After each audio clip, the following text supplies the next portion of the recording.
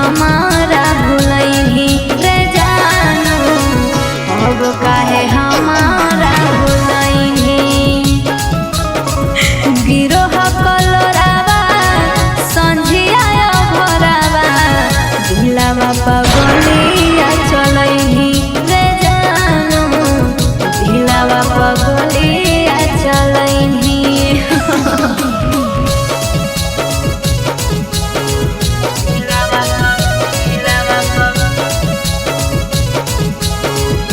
आपने जिस व्यक्ति को कॉल किया है वह अभी दूसरी कॉल पे व्यस्त है, कृपया प्रतीक्षा करें या कुछ समय बाद कॉल करें।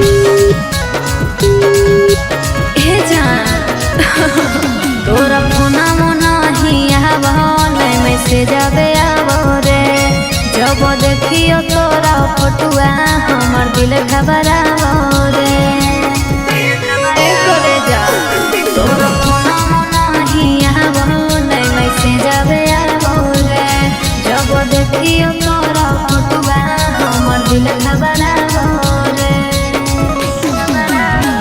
हो नहीं बतिया हाटो बड़ी छतिया, कैसन रोगावा लगैही रे जानू, दिलावा पगलिया चलैही रे जानू, दिलावा